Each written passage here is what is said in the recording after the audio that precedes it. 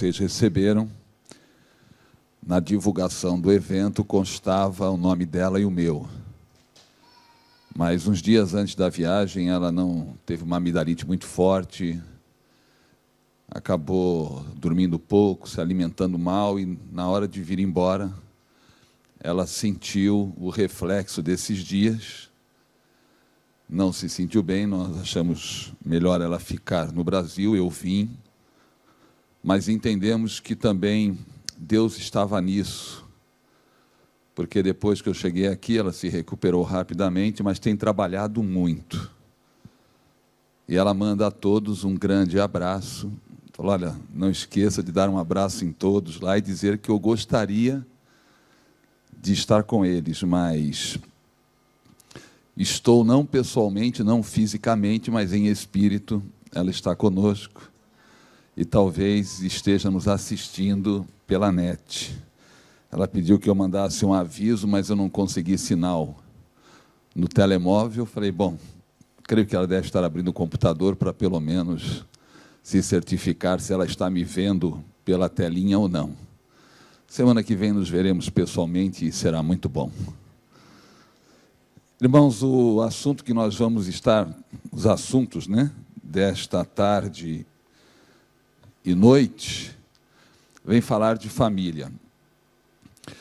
E nunca foi tão importante a igreja se envolver com famílias, com palestras, seminários, mensagens, porque nós estamos vivendo um tempo em que as famílias estão sendo duramente atingidas. A mídia está prestando um serviço a Satanás extraordinário, divulgando modelos de família que contrariam os princípios que a palavra de Deus estabeleceu para o lar e divulgando valores que contrariam a palavra do Senhor. E a igreja não pode ficar omissa nisso e deixar que informações erradas entrem nos ouvidos das pessoas da igreja, e a igreja não traz uma palavra para colocar ordem dentro daquilo que Deus diz. E, infelizmente, os conceitos errados, os conceitos mundanos a respeito de lar, de família, relacionamento conjugal, criação de filhos, comunicação, estão sendo relegados pela igreja, deturpados pelo mundo. Então nós precisamos, como igreja, colocar aquilo que diz o Senhor, não importando se alguém gosta ou não gosta, é a palavra de Deus. Estamos vivendo um tempo em que alguns crentes estão separando dentro do Evangelho aquilo que lhes interessa e aquilo que não interessa. Isso não é a palavra de Deus. Então nós precisamos ter coragem, ousadia, para falar o que a Bíblia diz, doe a quem doer. Jesus nunca se preocupou em agradar as pessoas. A preocupação de Jesus era que aquilo que ele havia recebido do Pai fosse transmitido aos homens com integridade.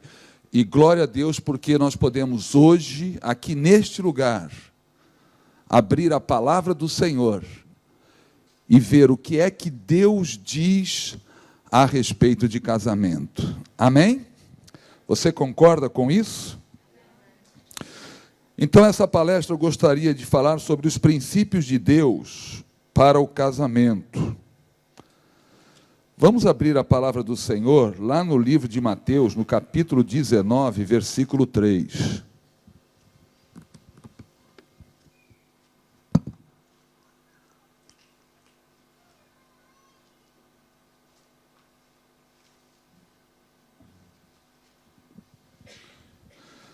Quero dizer para os irmãos que eu estou nesse seminário debaixo de muito temor e tremor, orando desde o Brasil por ele, porque as pessoas acham assim, que quando a gente tem muita experiência, E desde 89 que eu ministro para a família, já são mais de 150 seminários, que é fácil. Para quem já deu tanto, um a mais, um a menos, irmãos, para outros podem ser. Para mim, cada pregação, cada seminário tem que ser único. Não é o centésimo não sei quanto, não preguei já milhares e tantas vezes, sempre, porque quando para de haver o temor e tremor no coração, é sinal que não há reverência a Deus. O homem está trazendo para si a capacidade de fazer as coisas, e as coisas de Deus não são feitas pela capacidade do homem, mas pelo Espírito do Senhor.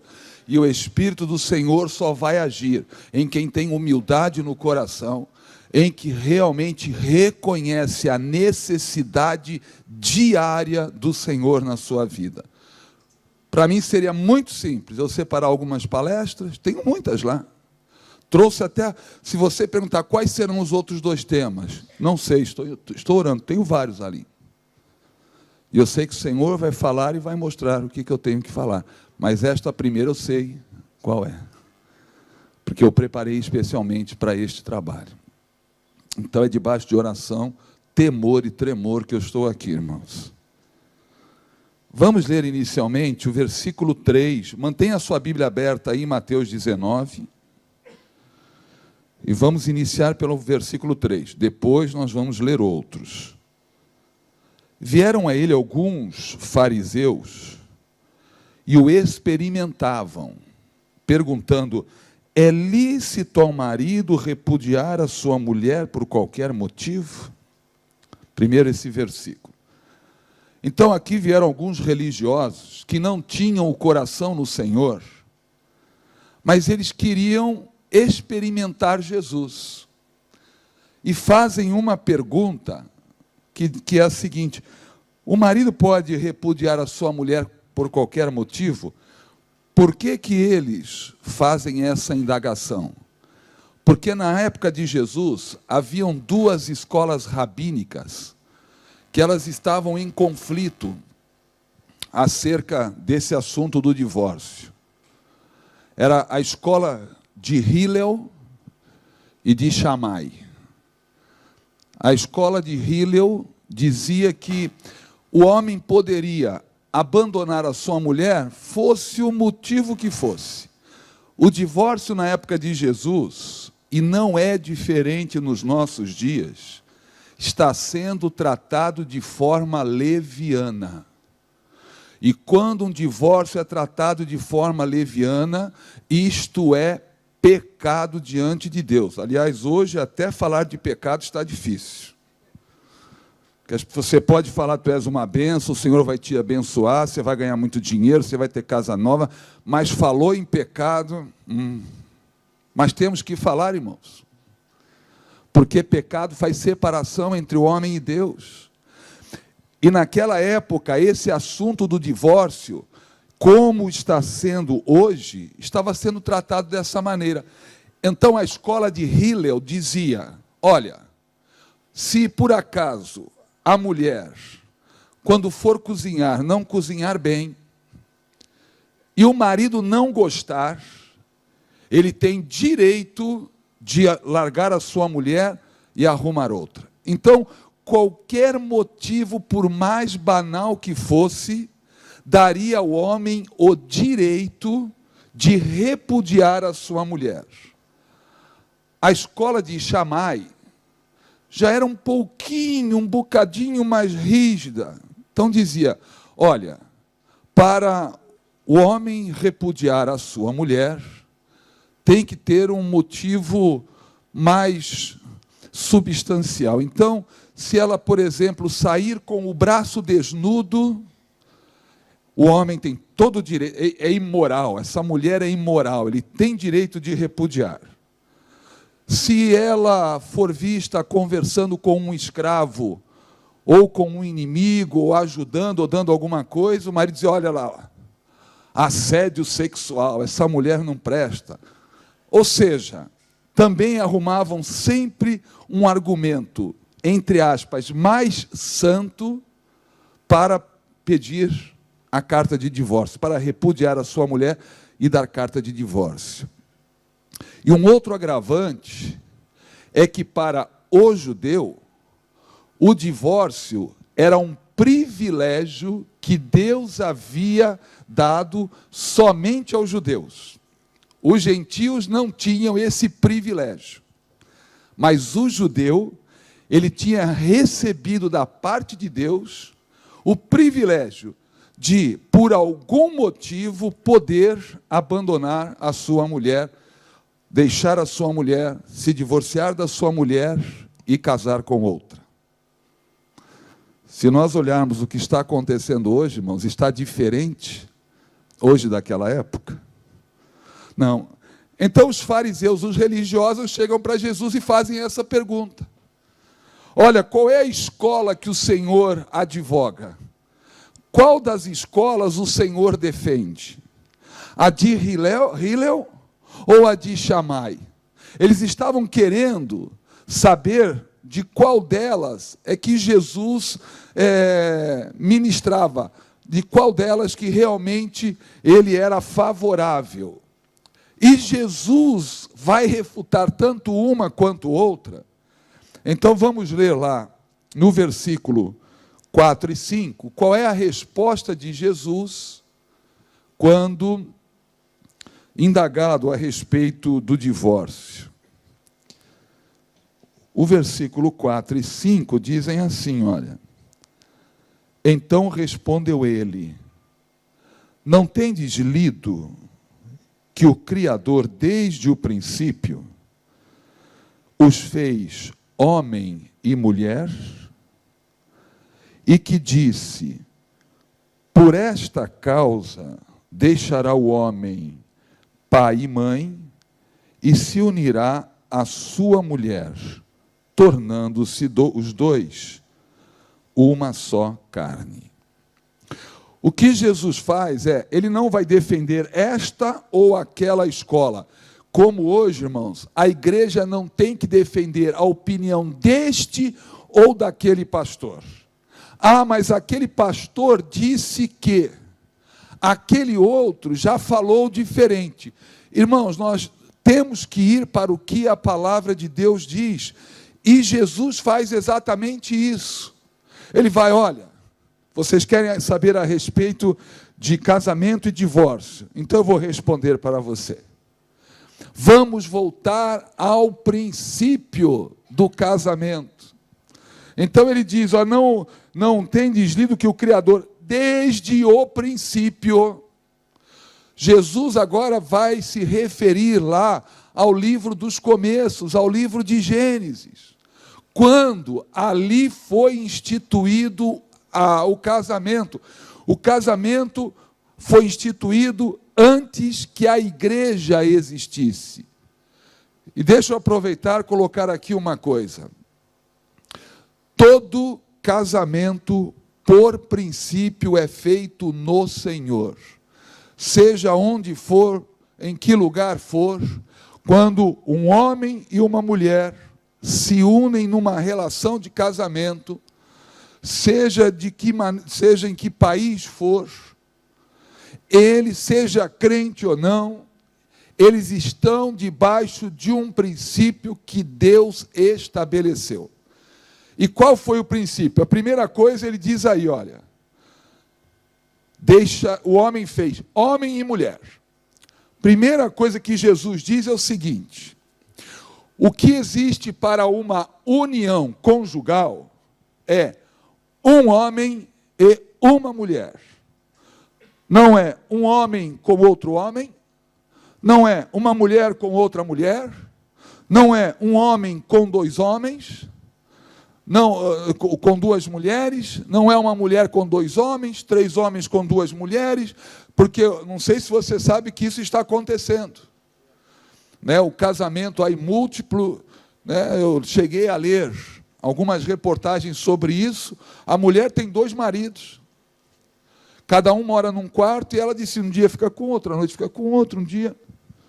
Eu falei, mas que absurdo, mas essas coisas estão acontecendo, irmãos. E Jesus agora lhe diz, olha, é homem e mulher, é um homem e uma mulher.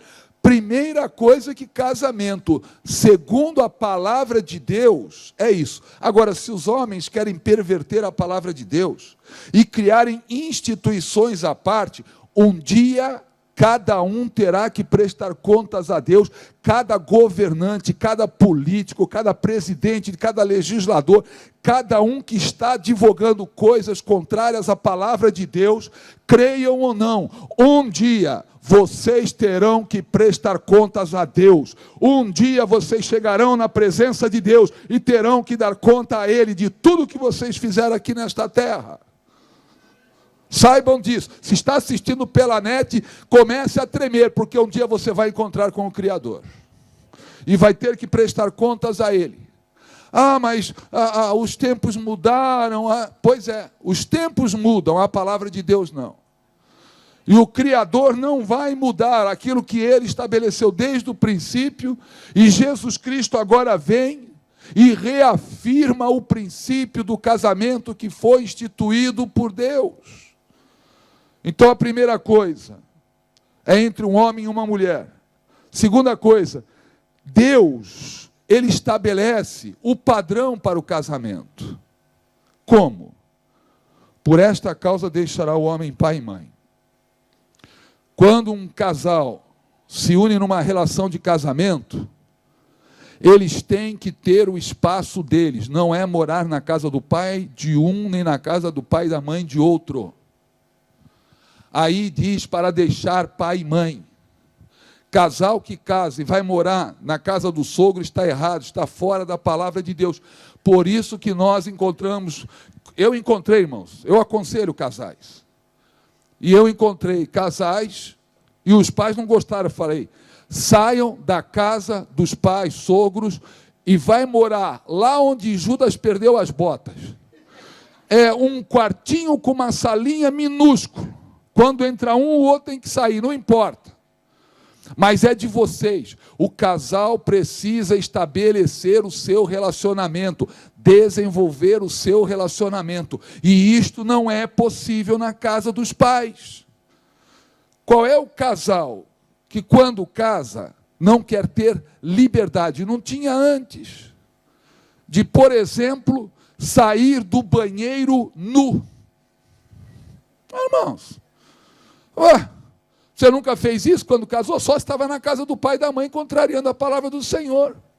Aquele calorão, você toma banho e sai. Oi, bem, a nudez entre marido e mulher é uma coisa bonita, irmãos. Não há proibição, não.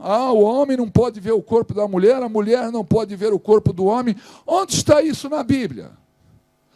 Do estranho, sim. A intimidade do casal é para o casal, não é para as outras pessoas. O homem e a mulher não podem se despir e nem usar de sensualidade, porque isso é defraudação. É um pecado também que não se fala na igreja. O pecado de defraudação é a pessoa se vestir de maneira a produzir em outro um desejo que ela não pode satisfazer legalmente, licitamente. Então a mulher vem com roupa transparente, mini saia na igreja, e quer o quê? Na igreja tem de tudo, irmãos. Tem gente tratada, gente que não tratada. Aí está o irmãozinho lá atrás, querendo se concentrar no louvor, e a irmãzinha lá. Irmão, tá mexendo com... O inimigo vai entrar nisso aí, irmãos. Então a intimidade é para o casal. E se o casal mora na casa de alguém, dos pais de um ou de outro, qual a intimidade que eles vão ter? No próprio relacionamento íntimo deles. Depois, você acha que a mamãe vai deixar a nora entrar na cozinha? Mexer nas panelas dela? No fogão dela? Na geladeira dela? Irmãos, vai ser uma questão de tempo. No começo, nos primeiros dias, podem até ter uma convivência razoável, mas depois vai ter guerra. Pode ter certeza que vai ter guerra. Deus sabe o que faz, irmãos. Quando Ele diz, é para largar, o homem vai deixar o seu pai e sua mãe. Não está dizendo para abandonar pai e mãe.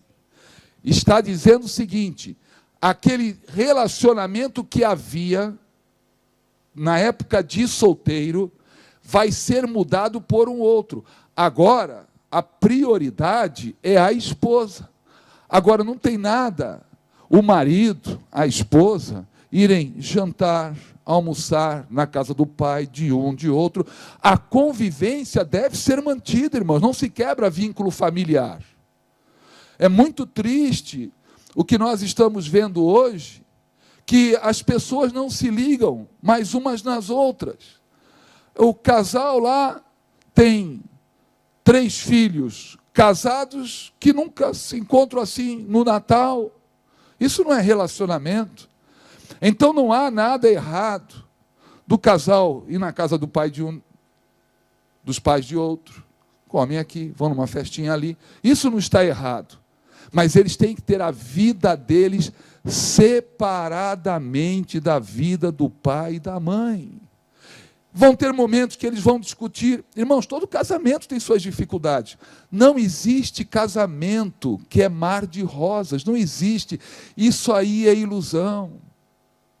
Ah, eu sonhei que o meu casamento seria um mar de rosas. Pois é, sonhou errado, olha o que dá.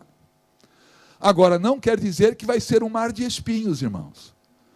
Tudo vai depender de como os dois vão tratar, porque os problemas são oportunidades dos dois irem se amoldando um ao outro, se adaptando um ao outro, exercendo a humildade de reconhecer o erro, pedir perdão e conduzir o casamento. É possível ser feliz casado, irmãos.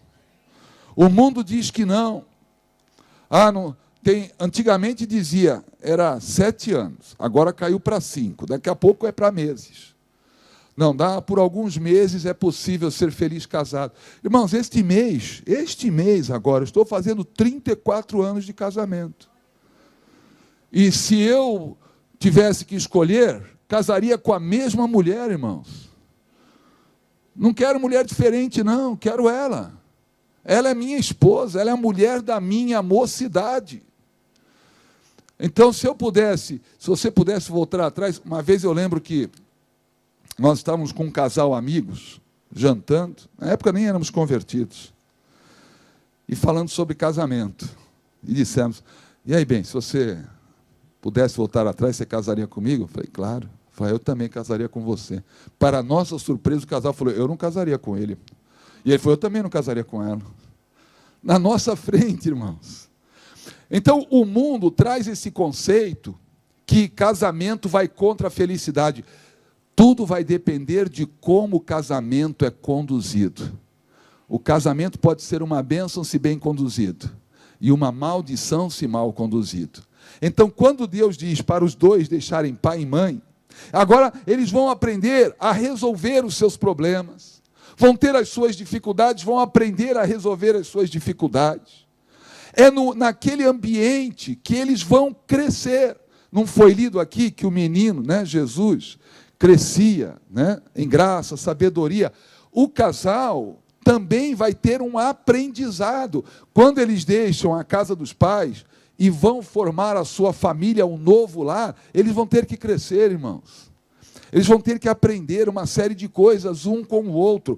Não se conhece integralmente o cônjuge até o dia do casamento. Namoro é bom para você ter um pouco de conhecimento, mas você não conhece tudo no namoro, não. É claro que existem sinais muito evidentes que tanto o homem quanto a mulher têm que observar. Por exemplo, o homem, que tem pessoas solteiras, não tem? Tem? Algumas, né? O marido tem que perceber como que a namorada trata os pais. A maneira que a namorada trata os pais é que vai tratar ele. A namorada tem que observar como é que o namorado trata os pais. A maneira que o namorado trata os pais, principalmente a mãe, é a maneira que ela vai ser tratada. Não se engane nisso. Todo mundo, antes de casar, irmãos, que tem um caráter errado, consegue colocar um manto na frente, que por algum tempo ele consegue, né, uma máscara, consegue enganar.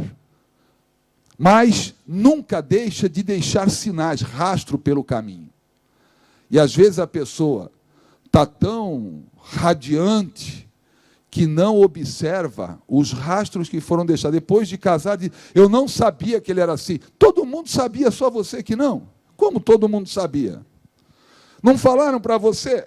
Cuidado, não é flor que se cheire. Você dizia que é isso, eu conheço, estou namorando, eu sei quem é. Irmãos, então existem alguns indícios, mas o conhecimento mesmo do cônjuge vai vir quando casado. E você vai ter que aprender a conviver com isso. Você não sabia que ele roncava porque não dormia com ele antes de casar. Agora, depois que casa... aqueles gases noturnos. Você ri, mas você sabe como é que é. Irmãos, faz parte da anatomia. E dependendo do que comer...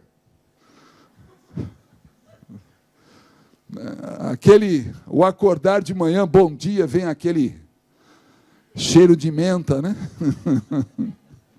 Você vai descobrindo isso, é de casado, e vai aprendendo a conviver, irmãos. Nós não casamos só com as virtudes, nós casamos com a pessoa, e toda pessoa tem defeitos e tem virtudes, e nós temos que aprender a conviver com isso. E como que isso vai acontecer? No ambiente do lar. Se tiver os pais de um ou de outro presente, vai atrapalhando o desenvolvimento do casal. A segunda coisa, se unir à sua mulher, então deixa o pai e a mãe e se une à sua mulher. Isto vai envolver hábitos, tradições que vão ter que deixar de lado. Irmãos, não importa como era a vida no tempo de solteiro, agora eles vão ter que estabelecer as suas próprias tradições, a sua forma de ser. Alguns valores nós vamos trazer dos nossos lares de origem. Outros valores vão ser deixados para trás. A sua esposa nunca vai cozinhar como a sua mãe cozinhava. Não vai. E se o marido não entender isso, fala, minha mãe que fazia um bife, por que você não casou com ela? Às vezes o marido não tem essa sensibilidade, né? Porque o meu pai, porque minha mãe, porque o meu pai, porque minha mãe. Deixa eu dar um conselho aqui, irmãos. Nunca se envolva para criticar a família do seu cônjuge. O marido nunca deve criticar a família da esposa e a esposa não deve criticar a família do marido. Porque às vezes o marido está falando, tecendo algum comentário ruim a respeito da sua mãe e do seu pai, porque minha mãe e meu pai. Aí a esposa aproveita. Irmãos, arrumou encrenca, porque agora o marido vai defender o pai e a mãe. Até aquele momento eles não prestavam, mas agora que a mulher falou, presta. Irmãos, ninguém, nenhum homem, nenhuma mulher gosta que se fale mal dos seus pais, por piores que eles tenham sido, irmãos. Ele falar é uma coisa, ela falar é outra. Esse conselho eu dei para minha filha. Falei, olha, se você quer viver bem com o seu marido, nunca fale coisa alguma pejorativa, negativamente, a respeito da família dele. Eles têm uma família boa. Mas toda família tem problema. E, às vezes, um ou outro estão chateados com alguma coisa que aconteceu na família. Eu falei, o seu marido pode falar da família dele o que ele quiser, você não pode falar da família. Você deve sempre apoiar o seu marido, mas nunca falar coisa alguma contrária à família dele. E a mesma coisa, o meu filho ainda não casou, mas com relação à família da noiva, né, que vai ser esposa dele esse ano. Se ela fizer algum comentário de algo que desagradou a ela em relação à família, ela é filha, ela pode falar. O que não pode é o marido querer, como se diz, engrossar o caldo, porque arruma encrenca. Então o marido se uniu à mulher, eles têm que entender isso, que agora eles vão ter que se fundir, vão ter que se unir, vão ter que criar hábitos, tradições que são particulares do casal. E ser uma só carne. Isso fala de unidade, irmãos. A unidade de um casal não é só no físico, não. Eu sei, aí está falando do ato sexual. Não é só do ato sexual, não. Ser uma só carne significa unidade no espírito. Por isso que a palavra de Deus fala contra o jugo desigual. Moço cristão casa com moça cristã. Esse padrão eu estabeleci dentro do meu lar e não me arrependo. Quando meus filhos ainda eram adolescentes, eu falei, primeira lei, dentro de casa tem regra. Todas as casas têm as suas regras. Se alguém achasse que eu era muito duro ou não, problema de quem achou. A casa era minha, na minha casa eu faço o que eu quero. Eu tenho temor a Deus, então eu vou estabelecer leis, regras justas dentro do meu lar. E a primeira que eu estabeleci é, antes dos 18 anos, ninguém fala de namoro aqui em casa, porque eu sabia que isso iria atrapalhar o plano deles de estudo. Eu vejo na igreja, às vezes o menino tem 8 anos, e os pais dizendo, olha a namoradinha dele. Já começa a provocar coisas desde cedo. 8 anos, 10 anos de idade. Às vezes você vê adolescente com 13, 14 anos namorando. Irmãos, o que é que se espera desse tipo de relacionamento? 13, 14 anos, não está formado intelectualmente, não sabe o que vai ser na vida, não trabalha, não tem como sustentar a família, está namorando para quê? Irmãos, namoro não é brincadeira, namoro não é tentativa. Vai namorando até encontrar um que dá certo. O namoro tem que ter direção de Deus, irmãos. Então, primeira regra, e a minha filha ficou trabalhando. Pai, no que vem eu faço 18 anos. Aí sim, aí você está liberado. Irmãos, eu não me arrependo disso. E falei, segunda questão. Namoro só com... as aves da mesma espécie voam juntas. Então você, se quer para namorar aqui, tem que ser com gente que tem a mesma fé, o mesmo princípio de vida. Irmãos, um crente com não crente, sabe o que vai acontecer? O crente vai embora da igreja. A regra é essa. Não, mas eu creio que o Senhor vai trazê-lo para a igreja. 2 meses depois está no mundo junto com o namorado. Vem para a igreja e o namorado está saracoteando por aí. A pessoa está muito tranquila dentro da igreja. Que linguagem que os dois vão falar? Mas não pode depois se converter. Um dia meu filho falou assim, pai, a gente não pode namorar uma moça não cristã? Ele era adolescente. E depois ela se converter? Falei, filho, ela não pode se converter e depois namorar? Aí ficou olhando para mim, pode. Falei, pois é, então primeiro se converte, depois namora. Isso aconteceu com o meu genro, irmãos. Falei para minha filha, antes de você namorar, eu quero conversar com o namorado. Vai ter que vir aqui, nós vamos converter uma conversinha de pé de ouvido. E foi assim com o primeiro namorado dela, não deu certo, era da igreja. Aí ela começou a sair com um rapaz, ele não era convertido, levou ele para a igreja, não estavam namorando, não saíam sozinhos. Conversando, internet, não sei o quê, levou ele para a igreja. O primeiro encontro deles foi na igreja. Você quer me encontrar? Quero. Terça-feira em tal lugar, tal. O que é isso? A minha igreja. O nome do rapaz é André. O nome do projeto dos cultos de terça-feira era Projeto André. Era só para ele. E ele foi, começaram a frequentar, se converteu. Aí ela veio, olha, o André quer falar com o senhor. Eu falei, filha, você sabe que casamento é para toda a vida. Casamento de crente não tem divórcio, você sabe disso, né? Sei, pai. Esse é o homem com quem você quer viver todos os dias da sua vida? É, pai. Então chama ele aqui. Eu gosto de ser muito transparente e muito sincero, e sou até hoje com a igreja. Não é só com os meus filhos, não. Falei, você foi para a igreja por causa da minha filha ou por causa de Jesus? Primeira pergunta. Aí ele falou, no começo foi por causa da sua filha. Ele foi sincero, eu gostei da sinceridade. Eu gosto de gente sincera. Não, foi por causa do Senhor. Eu cheiro malandragem de longe, já ia pegar o malandro. Mas ele foi sincero. Falou, no começo foi por causa da sua filha, mas agora é por causa de Jesus. Falei, gostei da resposta. Ficamos conversando, somos grandes amigos. Casou, veio o neto, todos já sabem. Agora esse ano caso o meu filho, feliz da vida, soube esperar, só teve 31 anos, só teve 2 namoradas na vida dele. Uma, que era uma moça dos Estados Unidos, a filha de um pastor, namoraram um bom tempo, mas namoro à distância não dá certo. E várias moças tentaram namorar com ele. Ele é bonito que nem o pai, então...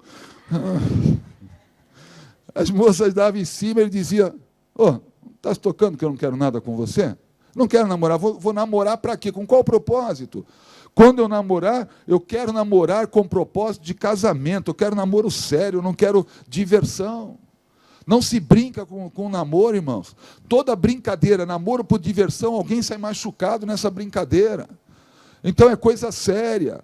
Vai gerando problema de alma sério. Depois, para tratar isso na igreja, tem pessoas que você leva meses até anos para tratar feridas de alma que foram produzidas por relacionamentos errados.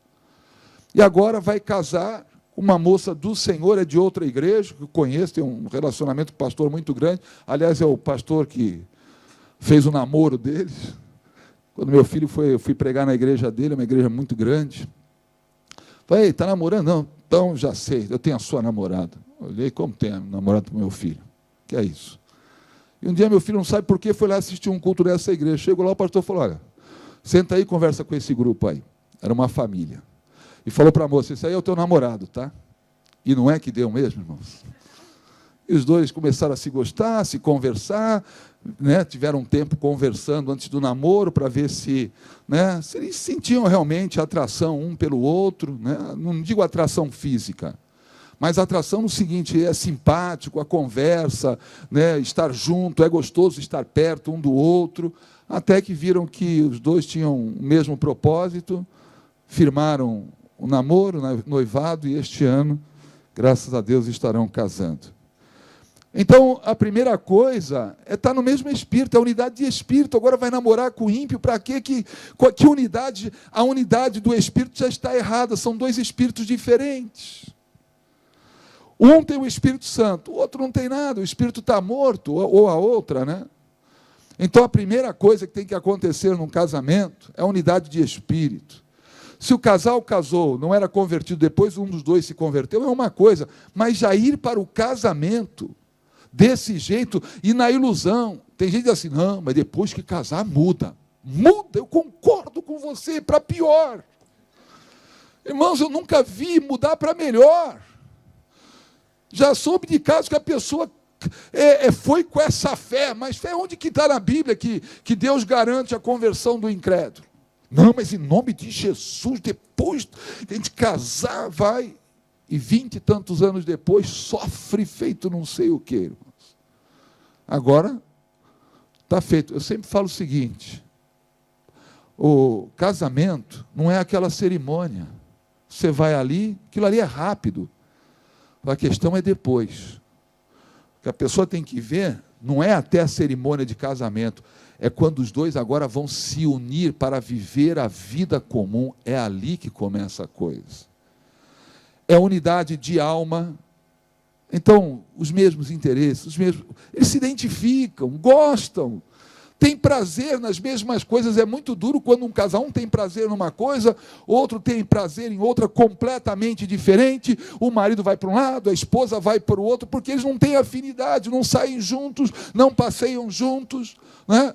Então, que tipo de casamento é esse em que não há essa unidade de alma? E a unidade do corpo, sim.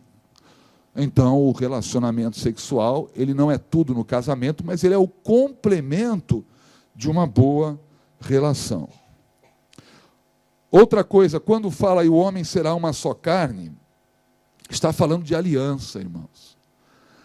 A mulher, ela tem o ímen, e tem uma razão pela qual ela tem o ímen. O mundo diz que as pessoas têm que ter experiências antes de casar, mas Deus colocou o ímen na mulher para que fosse rompido no casamento, fazendo daquilo uma aliança de sangue entre homem e mulher. Há uma razão para isso. O casamento não é um contrato. Como existe a lei dos homens estabeleceu que um casal, para ser considerado casado perante a lei, tem que assinar um contrato de casamento. Então, o casal vai e assina o contrato de casamento. E hoje até isso está sendo objetado, porque as pessoas estão dizendo, mas hoje a lei reconhece o direito de casado para quem vive junto. Reconhecer o direito de casado não é regulamentar a união de casado. Nenhuma pessoa que vive junta pode preencher uma ficha de emprego ou bancária e, quando aparece ali estado civil, colocar casado. Não pode, porque não é, perante a lei não é. Mas então, por que a lei reconhece o direito? Para proteger o cônjuge abandonado. Porque antigamente, o marido vivia junto com a mulher, formavam um patrimônio, depois disso não apetecia mais ao homem, a mulher, mandava ela embora sem direito algum. E a mulher que trabalhou, que se doou, que ajudou, que contribuiu para formar aquele patrimônio, simplesmente era colocada para fora de casa e não tinha direito a nada, porque não era casada. Então, quando a lei institui o direito, o reconhecimento do direito de casado é para proteger, para que, num caso desses, a mulher não saia sem levar alguma coisa como resultado desse tempo em que eles estiveram trabalhando juntos e vivendo juntos. Por isso que reconhece o direito de casado. Então, o casamento não é esse contrato. O casamento é algo mais sólido, porque contrato você depois se une e faz o distrato, e rompe um contrato. Os dois chefes falam, não queremos mais, pronto, vamos quebrar esse contrato, que é o que a lei está fazendo hoje. O casamento é algo mais sólido, é algo mais profundo, é algo muito mais forte. Casamento é uma aliança de sangue entre marido e mulher, e a aliança não se quebra. Agora, o que estão fazendo hoje, com a quebra de aliança de casamento, irmãos, mas é preferível o casal, se não vive bem, se separar e buscar cada um a sua felicidade do que viver juntos. Irmão, não existe dissolução de casamento sem ônus. Não existe dissolução de casamento sem perdas. Quando o casal se junta, para você ter uma ideia do que é um divórcio num casamento, cola uma folha de papel na outra. Isso é casamento. Agora desgruda. Você até consegue. Mas como que sai uma e outra? Irmãos, é isso que acontece com o casamento. Então, achar que divórcio resolve problema de casamento, o divórcio é solução humana, não é solução de Deus. A palavra do Senhor em Malaquias diz que Deus, ele abomina o divórcio. Nós vamos ver que existem casos que o divórcio acontece, mas nós temos que pegar princípio. O princípio de Deus não é divórcio, o princípio de Deus é casamento. Então, o casamento é uma aliança, e você não rompe uma aliança. Olha, seguinte, não dá mais, eu já não... Você engordou muito, está mais velha, você ficou careca, está gordo. Irmãos, não é isso não. A gente não se ama mais, o amor acabou. Irmãos, isso não é base para divórcio, não. E, infelizmente, hoje nós vemos pastores, líderes aí, aprovando o divórcio. Vocês não estão se dando bem, é melhor mesmo se separar, cada um vai para o seu lado, vai arrumar sua vida. O que é isso, irmãos?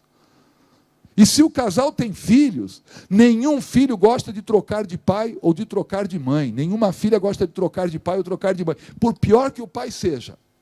Chega a mãe para a filha e diz assim, filha, o que você acha da gente trocar de pai? Você vai ver a resposta da filha ou do filho. Chega o pai para o filho ou para a filha e diz, o que você acha da gente trocar de mãe? A sua mãe não liga para você, a sua mãe é isso, a sua mãe é aquilo, a sua mãe é aquilo outro, a sua mãe, ela só briga com você. Vamos arrumar uma mãe melhor? E você vai ver o que a criança vai dizer. Não, de jeito nenhum. É um trauma na vida da criança, irmãos. Divórcio. E hoje, porque o egoísmo está entrando na vida das pessoas, e infelizmente o Senhor já nos avisou, quando Paulo escreve para Timóteo sobre a situação dos homens nos últimos dias, a primeira característica é egoísmo. As pessoas estão ficando egoístas. Eu tenho que pensar na minha felicidade. Isso não é casamento. O casamento busca a felicidade do outro, não a sua própria felicidade. Amor é dar, não é receber. Quem ama dá, não está atrás de receber. Isso é o amor incondicional, é o amor de Deus. O amor ágape não é um fenômeno, não é uma instituição. O amor ágape é uma pessoa, é Deus. Deus é amor. Esse amor é uma pessoa. O amor ágape é a pessoa de Deus, que só o salvo tem, porque o amor de Deus é derramado dentro do salvo pelo Espírito Santo. Por quê? Porque o Espírito Santo é Deus e Deus é amor. Então o amor é uma pessoa, é muito mais do que um sentimento, uma força. É uma pessoa, é a pessoa de Deus. Deus é amor. E hoje, por causa do egoísmo, eu tenho que pensar em mim, no meu futuro, na minha felicidade, e a felicidade do outro, e a felicidade da outra, e a felicidade dos filhos. A sua é mais importante do que qualquer outra. Isso não é casamento, irmãos. Ninguém casa para ser feliz. A gente casa para fazer o outro feliz. Isso é casamento. Quando um busca a felicidade do outro, os dois serão felizes. Aí no versículo 6, diz assim: de modo que já não são mais dois, porém uma só carne. Portanto, o que Deus ajuntou, não o separe o homem. Casamento é feito em Deus. Homem algum tem direito de separar um casal, irmãos. Quando um pastor concorda com a dissolução de um casamento, bom, não tem mais jeito, vocês chegaram à conclusão que não dá mais para viver junto. Não dá, pastor, então tá bom, vamos fazer o seu divórcio. Irmãos, o pastor está em pecado. Ele está concordando com um princípio errado, ele entrou dentro do mesmo princípio. Quando qualquer pastor, bispo, apóstolo, mesmo que por omissão, consente com o erro na vida de uma pessoa, ele entra naquele, ele é coparticipante daquele mesmo erro, daquela mesma situação. Tem um casal que uma vez chegou para o pastor, disse assim: pastor, é o seguinte, nós viemos aqui comunicar o senhor. Nós não viemos pedir conselho, nós já decidimos que nós vamos nos divorciar e viemos comunicar o senhor. Não tem mais jeito? Não, não tem. Então, vocês já chegaram à conclusão? Já. Posso, então, fazer a oração do divórcio? Existe essa oração? Existe, eu que criei. Então pode, pastor. Aí o pastor começou: Senhor, naquele dia, este casal compareceu perante ti, haviam aquelas testemunhas, aquela cerimônia bonita, as músicas.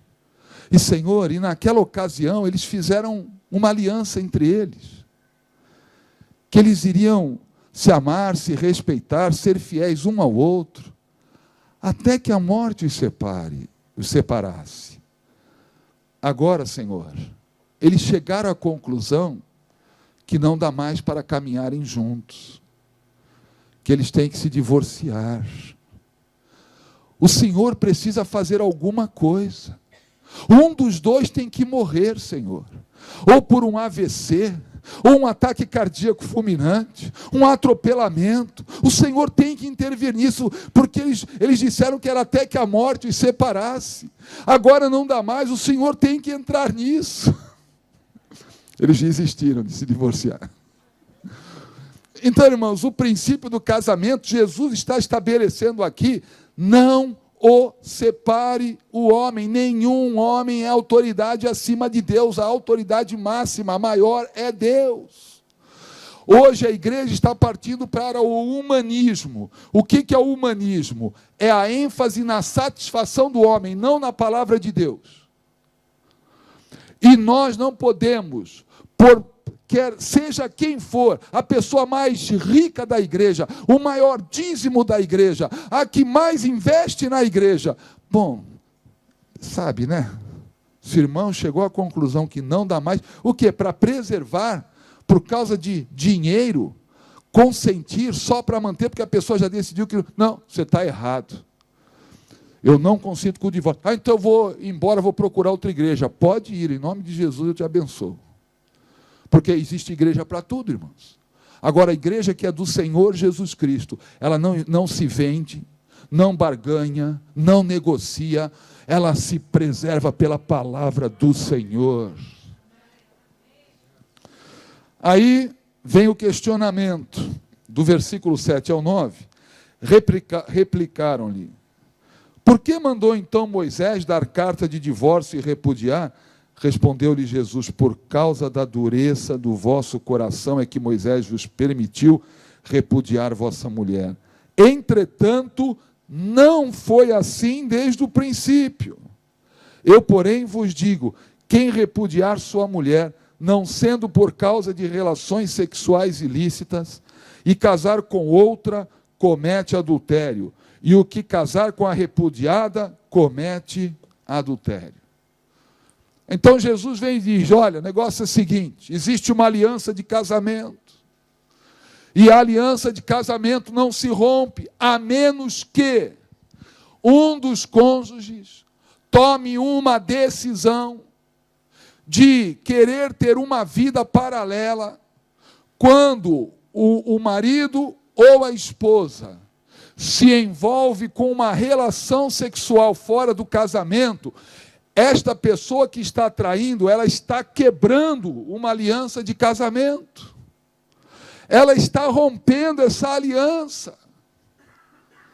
E quando ela rompe a aliança, se ela não se arrepender e quiser manter aquele relacionamento ilícito, diante de Deus esse casamento já está rompido. Houve uma aliança e um dos dois quebrou essa aliança diante do Senhor. Este casamento diante de Deus já está quebrado.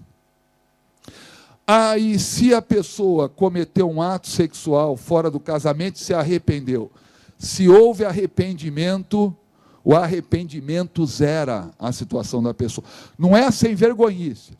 Eu pequei bem.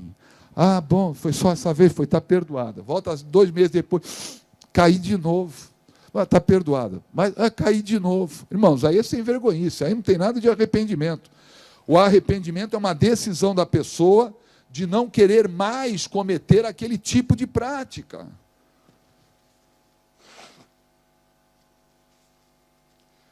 Então veja, mas e aí? E se o marido teve um caso com a pessoa, depois ele procurou e se arrependeu, o que a mulher tem que fazer? Perdoar. Se ela é crente, tem que perdoar. Mas é difícil. Claro, alguém falou que é fácil. Irmãos, um dos maiores problemas, mais difíceis, mais graves, mais tristes e complicados num casamento é adultério, irmãos. O opróbrio do adultério nunca se apaga. Houve uma quebra de confiança. Então vamos pegar o caso: o marido traiu, pediu perdão, a esposa perdoou, mas há um processo longo de reconstrução desse relacionamento. Por quê? Porque a confiança foi quebrada. Agora a mulher fala: será que ele não está novamente? Será que ele não encontrou com ela? Será que? Até que isto realmente seja superada, vai muito tempo. E a igreja tem que estar preparada para cuidar. Nós tivemos casos de adultério e, olha, irmãos, foram meses e anos, e está ali, não, eu sei, a pessoa chora e sofre, não, mas Jesus vai te dar força, é triste, mas... E a pessoa conseguiu, demorou, mas conseguiu superar. É possível, sim, ser restaurado. O problema é a dureza de coração. E o que acontece se a esposa não quiser perdoar? E ela agora quiser partir para um outro casamento, ela vai estar em adultério. Mas espera aí. Quer dizer que o marido traiu. Ela é obrigada a ficar com ele? Se ela não quiser ficar com ele, não pode casar com ninguém mais se ele se arrependeu de coração. É duro? É o que responderam os discípulos. Se essa é a condição do homem relativamente à sua mulher, não convém casar. Então se é assim, se casamento é desse jeito, então não vale a pena casar. Irmãos, casamento não é brincadeira, nós temos que parar de brincar de casamento, irmãos. Casamento é coisa muito séria. E casamento atravessa suas dificuldades. Uma delas é adultério. Não deveria acontecer, infelizmente acontece. Agora a igreja tem que estar preparada para saber como tratar isso. Ele te traiu? Manda ele embora de casa. Se você está fazendo isso, você está em pecado. E o que eu tenho que fazer? Se ele se arrependeu, quem que descobriu? Não, ele me procurou e ele me pediu perdão, ele reconheceu, disse que errou, foi fraco. Olha, ele foi honesto, adulterou, mas foi honesto, não esperou que viesse à tona, te procurou, mostra arrependimento. E o que eu tenho que fazer? Você tem que perdoar e ficar com o teu marido. Mas agora vai ser complicado. Vai ser complicado, mas a igreja está aqui para isso. Irmãos, igreja não é culto não, irmãos. Culto é a parte mais fácil da igreja. Cada um usa o dom que Deus deu. Vem cá e prega. Para mim pregar é difícil? Não é. Deus me chamou para isso. Eu faço com temor e tremor porque eu quero ser um instrumento de Deus. E não negligente nem relaxado nas coisas do Senhor.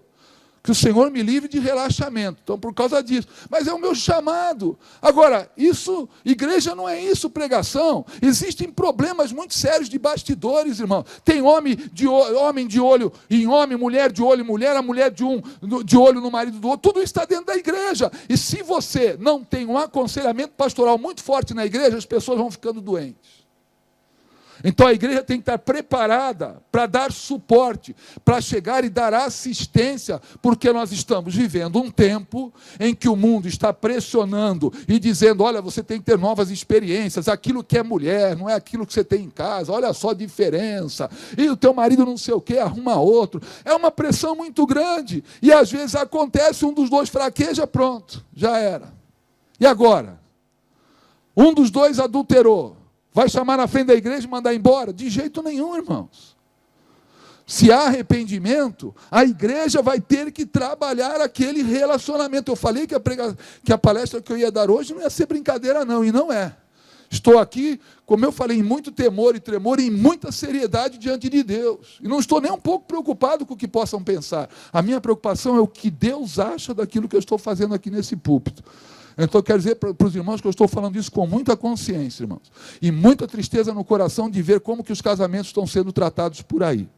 E não vou me calar. Já enfrentei situações difíceis. Ir numa igreja com o pastor divorciado, vários membros divorciados, outros em processo de divórcio, e eu vou falar sobre casamento. O pau comeu. Aí depois vinham, quer dizer que a gente é obrigado a conduzir um casamento triste para o resto da vida, só porque a Bíblia é contra o divórcio? Eu falei, não, restaura aos pés de Jesus. As pessoas não querem buscar o caminho, que é mais difícil, mas é o caminho correto, a porta estreita, a porta larga ele te traiu, manda embora. Você tem direito à sua felicidade. Esse cachorro não te merece, você, uma mulher não sei o quê. Nada. Minha filha, você tem que perdoar. E se for a mulher, o marido tem que perdoar. Se ela se arrependeu, bem, você foi viajar, estava lá na igreja, aquele irmão me ofereceu carona, e depois, mais uma vez, eu não resisti, e aquilo me fez muito mal, e eu não estou legal, eu sei que eu pequei contra Deus, eu sei que eu fui infiel, e olha, estou errada, arrependida, eu quero te pedir perdão, eu sei que isso não vai ser fácil para você, mas também não vai ser para mim. O marido tem que perdoar, irmãos. Qual é o caminho mais fácil? Ela te traiu? Aquela sem vergonha te traiu. Irmãos, ela não é sem vergonha, ela errou, pecou, mas não é sem vergonha. Cometeu um pecado, não é sem vergonha. Sem vergonha é a pessoa que vive na prática do ato sexual ilícito. Agora, é mais difícil? Claro que é mais difícil. Por quê? Vai envolver horas de gabinete pastoral. Horas, não é uma sessão, não são 2 sessões. É tempo. E a pessoa está mal, porque vai ficar mal mesmo. Irmãos, o adultério causa uma perda no cônjuge traído. Porque a palavra do Senhor diz que no casamento o corpo do homem pertence à mulher e da mulher pertence ao marido. Quando um dos dois trai, entregou para outra pessoa o que não lhe pertencia. O sentimento que vem no coração do cônjuge traído é de perda. É um sentimento horrível, irmãos. Já, se você perder 100 euros, você fica triste? Claro que fica. Hoje, tem um testemunho para contar, hoje perdi 100 euros. Eu nunca vi ninguém ficar feliz que perdeu alguma coisa. Agora imagina um relacionamento conjugal, o sentimento que entra porque alguém entregou o que era mais nobre, aquilo que era mais importante no ato do casamento, o corpo da outra pessoa era meu, e foi entregue para uma relação com uma terceira pessoa. É muito dolorido, irmãos. Vai exigir tratamento, vai exigir acompanhamento se nós queremos restaurar aquela pessoa, se nós queremos tornar aquela pessoa bem novamente na sua alma, porque atingiu a alma, machucou a alma está ferida. Então o casamento não é simples. Agora o casamento é uma bênção, porque é de Deus. O casamento é uma glória na vida do homem e da mulher. Mas nós temos que conduzir segundo a palavra do Senhor. Uma vez, o casal estava fazendo 50 anos de casado, e um amigo chegou e falou: vem cá, fulano, seja bem sincero para mim. Vai dizer que nesses 50 anos você nunca pensou em largar sua mulher? Falou: eu? Divórcio? Na minha casa? Ah, só nós dois aqui. 50 anos. Você nunca pensou em largar sua mulher. Falou: divórcio na minha casa não. Homicídio umas 5 vezes. Divórcio não.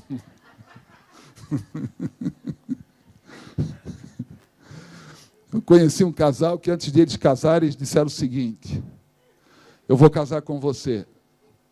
Você vai casar comigo, mas nós vamos estabelecer uma aliança aqui. Nós vamos riscar do nosso dicionário a palavra divórcio.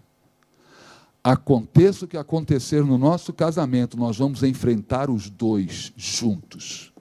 Você concorda com isso? Concordo. Porque casamento, irmãos, é até que a morte os separe. Amém? Depois, se você está escrevendo aí, quiser anotar alguns que a Bíblia diz sobre divórcio, Malaquias 2,16, se você quiser anotar.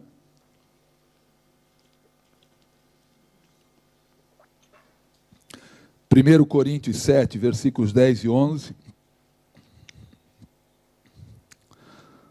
E Lucas 16, 18. Como eu não vou ter tempo de ministrar sobre isso. Mas, irmãos, para fechar eu vou orar. Importante que a igreja defenda casamento, não defenda divórcio, não. Eles acontecem. Todas as igrejas têm casos tristes, marido que não quis saber mais da mulher, arrumou outra, mulher que não quis saber mais do marido e partiu para outra relação. Infelizmente, nós vamos ter que conviver com isso, mas isso não é princípio de Deus. Então, se o marido não quer mais continuar com a sua esposa, porque arrumou um outro relacionamento fora do casamento, esta mulher está livre para contrair núpcias com outra pessoa, afinal de contas ela foi a vítima da relação. E a mesma coisa se a mulher não quer mais saber do homem, arrumou uma outra pessoa, fala: olha, eu não quero mais, eu já tenho outro homem, é ele que eu quero, não é você. Ok, então não existe outra alternativa que não o divórcio, e este homem está livre para contrair uma segunda núpcias, porque ele é a parte afetada. Eu sei que existe uma linha dentro da igreja que diz que casamento é um só, e se por acaso o homem ou a mulher forem abandonados, eles têm que permanecer nessa condição sós. Eu não concordo com isso, porque é fácil, pimenta no olho dos outros é refresco. Mas você pega um casal novo, que nem uma moça, com 1 ano de casado, novos, o marido simplesmente, os dois evangélicos, o marido simplesmente largou dela e foi com outra mulher. Agora, você não vai dar uma segunda oportunidade para alguém que foi traída, abandonada, nova. Se a igreja diz: você não pode casar mais, está expondo aquela mulher à prostituição, irmãos. Porque o homem precisa de mulher e a mulher precisa do homem. E não é só por causa de sexo, não, é por causa de companhia mesmo. por causa de estar junto, de caminhar junto, de compartilhar, de ter com quem trocar ideias. É claro que depois de uma certa idade isso se supera com mais facilidade, mas um casal novo, 20 e poucos anos, não poder mais refazer a sua vida, não, essa mulher está livre. Eu faço um casamento nessas condições. Amém? Eu quero orar por você, pelo teu lar. Curve a sua cabeça. Senhor, esta primeira palestra não foi fácil, não foi simples, e também não é agradável tratar desses assuntos, principalmente nos dias em que estamos vivendo, que as pessoas estão buscando seus próprios prazeres, as suas próprias coisas, estão deixando para trás aquilo que é mais importante, que é relacionamento familiar. E Deus, nós entregamos diante do Senhor cada lar aqui desta igreja. Nenhum pastor, nenhum bispo tem prazer em ver um casamento sendo dissolvido, Senhor.